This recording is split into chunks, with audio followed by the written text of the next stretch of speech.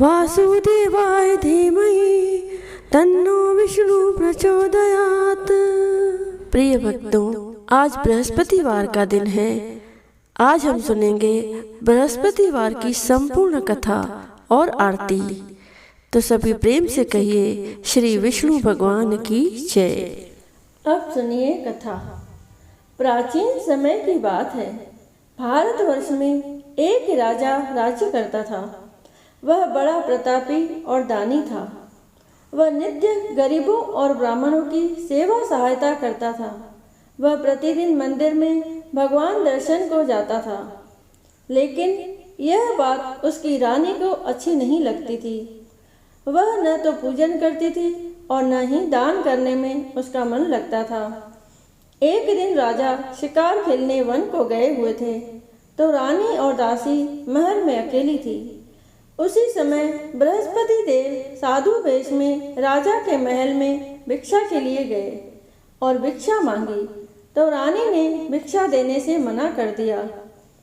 रानी ने कहा कि हे साधु महाराज, मैं तो दान पुण्य से तंग आ गई हूँ। इस कार्य के लिए मेरे पति देव ही बहुत है। अब आप ऐसी कृपा करें कि सारा धन नष्ट हो जाए तथा मैं आराम से रह सकूं। साधु ने कहा, देवी, तुम तो बड़ी अजीब हो। धन और संतान से कौन दुखी होता है? इसकी तो सभी कामना करते हैं। पापी भी पुत्र और धन की इच्छा करते हैं। अगर तुम्हारे पास अधिक धन है तो भूखे मनुष्यों को भोजन कराओ, प्याऊ लगवाओ, ब्राह्मणों को दान दो, कुआं, तालाब, बावड़ी, बाग बगीचे आदि का निर्माण कराओ, मंदिर, पाठशाला, धर्मशाला बनवाकर दान दो, निर्धनों की कुंवारी कन्याओं का विवाह कराओ, साथ ही यज्ञ आदि कर्म करो, अपने धन को शुभ कार्यों में खर्च करो। ऐसा करने से तुम्हारा नाम परलोक में सार्थक होगा एवं स्वर्ग की प्राप्ति होगी। लेकिन रानी पर उपदेश का कोई प्रभाव न पड़ा। वह बोली, महाराज, मुझे ऐसे धन की आवश्यकता नहीं जिसको मैं अन्य लोगों को दान दूं, जिसको रखने और संभालने में ही मेरा सारा समय नष्ट हो जाए। अब आप ऐसी कृपा करें कि सारा धन नष्ट हो जाए तथा मैं आराम से रह सकूं। साधु ने उत्तर दिया, यदि तुम्हारी ऐसी इच्छा है तो जैसा मैं तुम्हें बताता हूँ तुम वैसा ही करना। बृहस्पतिवार को घर को गोबर से लीपना, अपने केशों को पीली मिट्टी से धोना, राजा से कहना वह बृहस्पतिवार को हजामत बनवाए, भोजन में मांस मदिरा खाना और कपड़ा धोबी के यहाँ धुलने डालना। ऐसा करने से 7 बृहस्पतिवार में ही आपका सारा धन नष्ट हो जाएगा। इतना कहकर वह साधु महाराज वहाँ से अंतर्ध्यान हो गए। इसके बाद रानी ने वही किया जो साधु ने बताया था। 3 बृहस्पतिवार ही बीते थे कि उसका समस्त धन संपत्ति नष्ट हो गया और भोजन के लिए राजा रानी तरसने लगे। तब एक दिन राजा ने रानी से कहा कि तुम यहाँ पर रहो, मैं दूसरे देश में चाकरी के लिए चला जाऊँ, क्योंकि यहाँ पर मुझे सभी मनुष्य जानते हैं, इसीलिए कोई कार्य नहीं कर सकता। देश चोरी परदेश भीख बराबर है। ऐसा कहकर राजा परदेश चला गया।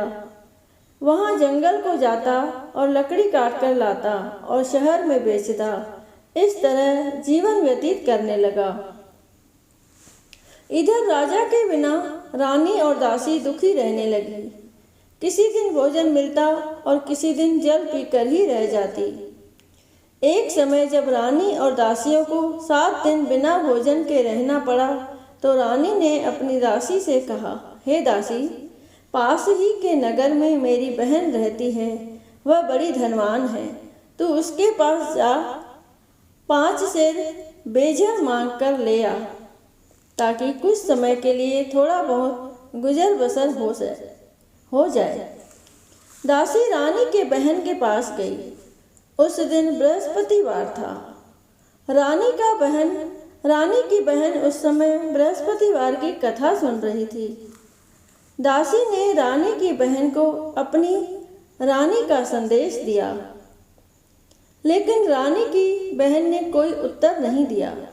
जब दासी को रानी की बहन से कोई उत्तर नहीं मिला तो वह बहुत दुखी हुई, उसे क्रोध भी आया। दासी ने वापस आकर रानी को सारी बात बता दी। सुनकर रानी ने कहा कि हे दासी, इसमें उसका कोई दोष नहीं है। जब बुरे दिन आते हैं तब कोई सहारा नहीं होता। अच्छे बुरे का पता विपत्ति में ही लगता है। जो ईश्वर की इच्छा होगी वही होगा। यह सब हमारे भाग्य का दोष है। यह सब कहकर रानी ने अपने भाग्य को कोसा। उधर रानी की बहन ने सोचा कि मेरी बहन की दासी आई थी, लेकिन मैं उससे नहीं बोली, इससे वह बहुत दुखी हुई होगी। कथा सुनकर और पूजन समाप्त कर वह अपनी बहन के घर गई और कहने लगी, हे बहन, मैं बृहस्पतिवार का व्रत कर रही थी। तुम्हारी दासी गई, लेकिन जब तक कथा होती है तब तक न उठते हैं और न बोलते हैं, इसीलिए मैं नहीं बोली। कहो दासी क्यों गई थी? रानी बोली, बहन, हमारे घर अनाज नहीं था। ऐसा कहते कहते रानी की आंखें भर आई। उसने दासियों समेत 7 दिन तक भूखा रहने की बात भी अपनी बहन को बता दी। इसीलिए मैंने दासी को तुम्हारे पास 5 सेर बेजर लेने के लिए भेजा था। रानी की बहन बोली, बहन देखो, बृहस्पति देव सबकी मनोकामना पूर्ण करते हैं। देखो, शायद तुम्हारे घर में अनाज रखा हो। पहले तो रानी को विश्वास नहीं हुआ, परंतु बहन के आग्रह करने पर उसने दासी को अंदर भेजा। दासी घर के अंदर गई तो वहाँ पर उसे एक घड़ा बेजर से भरा मिल गया। उसे बड़ी हैरानी हुई। उसने बाहर आकर रानी को बताया। दासी रानी से कहने लगी, हे रानी, जब हमको भोजन नहीं मिलता तो हम व्रत ही तो करते हैं, इसीलिए क्यों न इनसे व्रत और कथा की विधि पूछ ली जाए। हम भी व्रत किया करेंगे। दासी के कहने पर रानी ने अपनी बहन से बृहस्पतिवार व्रत के बारे में पूछा। उसकी बहन ने बताया, बृहस्पतिवार के व्रत में चने की दाल, गुड़ और मुनक्का से विष्णु भगवान का केले के वृक्ष की जड़ में पूजन करें तथा दीपक जलाएं और कथा सुनें। उस दिन एक ही समय भोजन करें। भोजन में पीले खाद्य पदार्थ का सेवन जरूर करें, इससे गुरु भगवान प्रसन्न होते हैं। अन्न, पुत्र और धन का वरदान देते हैं, साथ ही सभी मनोकामनाएं पूर्ण करते हैं। व्रत और पूजन की विधि बताकर रानी की बहन अपने घर लौट गई। रानी और दासी दोनों ने निश्चय किया कि बृहस्पति देव भगवान का पूजन जरूर करेंगे। 7 रोज बाद जब बृहस्पतिवार आया तो उन्होंने व्रत रखा। घुड़साल में जाकर चना और गुड़ बीन लाई तथा उसकी दाल से केले की जड़ तथा विष्णु भगवान का पूजन किया। अब पीला भोजन कहाँ से आए? दोनों बड़ी दुखी हुई, परंतु उन्होंने व्रत किया था, इसीलिए बृहस्पति देव भगवान प्रसन्न थे। एक साधारण व्यक्ति के रूप में वे 2 थालों में पीला भोजन लेकर आए और दासी को देकर बोले, हे दासी, यह भोजन तुम्हारे और तुम्हारी रानी के लिए है, इसे तुम दोनों ग्रहण करना। दासी भोजन पाकर बहुत प्रसन्न हुई। उसने रानी से कहा, चलो रानी जी, भोजन कर लो। परंतु रानी को भोजन आने के बारे में कुछ भी नहीं पता था, इसीलिए उसने कहा कि जा तू ही भोजन कर, क्योंकि तू व्यर्थ में हमारी हंसी उड़ाती है। तब दासी ने कहा, एक व्यक्ति भोजन दे गया है। तब रानी ने कहा, वह व्यक्ति तेरे लिए ही भोजन दे गया है, तू ही भोजन कर। तब दासी ने कहा, वह व्यक्ति हम दोनों के लिए 2 थालों में सुंदर पीला भोजन दे गया है, इसीलिए मैं और आप दोनों ही साथ साथ भोजन करेंगे। यह सुनकर रानी बहुत प्रसन्न हुई और दोनों ने गुरु भगवान को नमस्कार कर भोजन किया। उसके बाद से ये प्रत्येक बृहस्पतिवार को गुरु भगवान का व्रत और पूजन करने लगी। बृहस्पति भगवान की कृपा से उनके पास धन हो गया, लेकिन रानी फिर पहले की तरह आलस्य करने लगी। तब दासी बोली, देखो रानी, तुम पहले भी इस प्रकार आलस्य करती थी। तुम्हें धन के रखने में कष्ट होता था, इस कारण सभी धन नष्ट हो गया। अब गुरु भगवान की कृपा से धन मिला है तो फिर तुम्हें आलस्य होता है। बड़ी मुसीबतों के बाद हमने यह धन पाया है, इसीलिए हमें दान पुण्य करना चाहिए।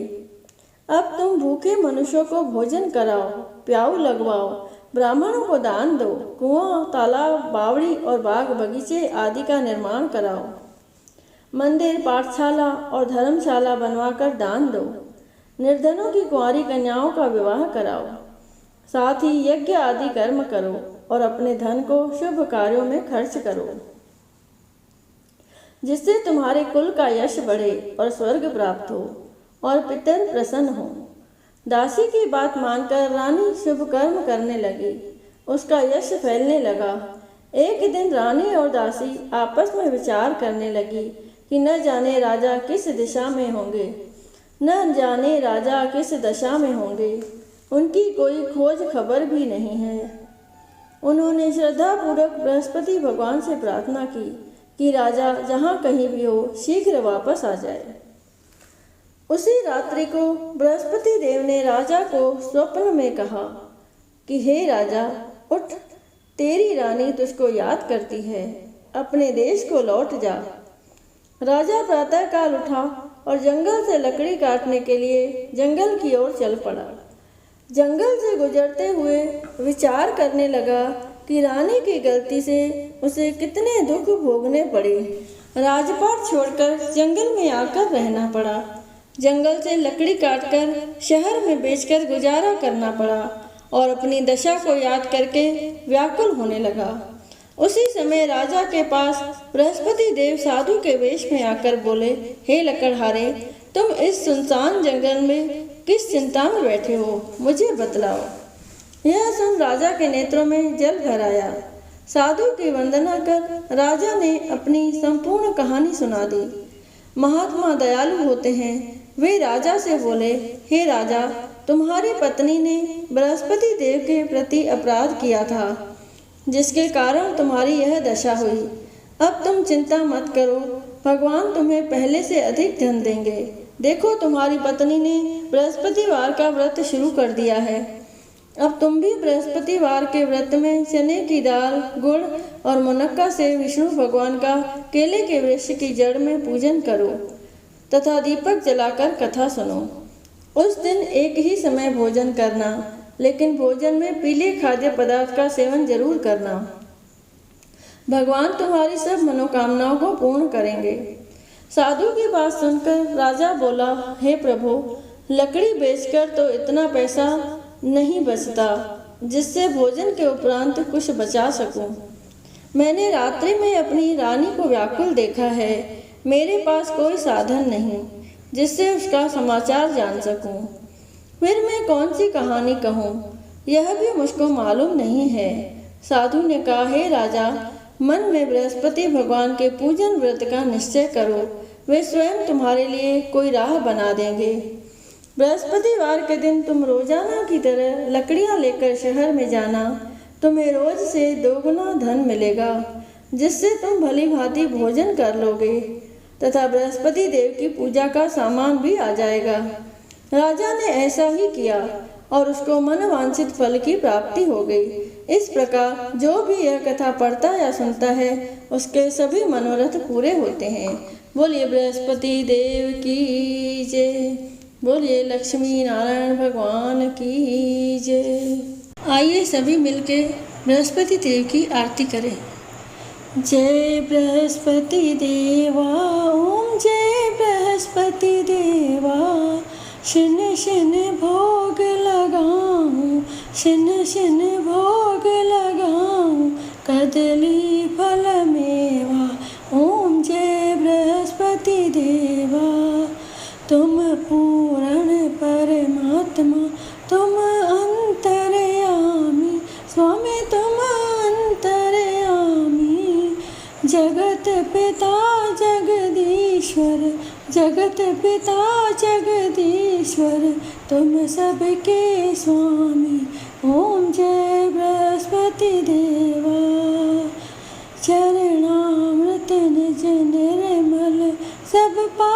पातक हरता, स्वामी सब पातक हरता।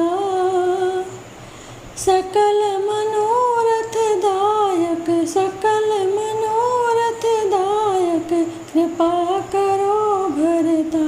ओम जय बृहस्पति देवा, तन मन धन अर्पण कर, जो जन शरण पड़े, स्वामी जो जन शरण पड़े। प्रभु प्रकट तब होकर, प्रभु प्रकट तब होकर, आकर द्वार खड़े। ओम जय बृहस्पति देवा, दीन दयाल दयानिधि, भक्तन हितकारी, स्वामी भक्तन हितकारी। पाप दोष सब हरता, पाप दोष सब हरता, भव बंधन हारी। ओम जय बृहस्पति देवा, सकल मनोरथ दायक, सब संशय हारो, स्वामी सब संशय हारो। विषय विकार मिटाओ, विषय विकार मिटाओ, संतन सुखकारी। ओम जय बृहस्पति देवा, जो कोई आरती तेरी प्रेम सहित गावे, स्वामी प्रेम सहित गावे। जेठ आनंद आनंद कर, सो निश्चय पावे। ओम जय बृहस्पति देवा, ओम जय बृहस्पति देवा, स्वामी ओम जय बृहस्पति देवा।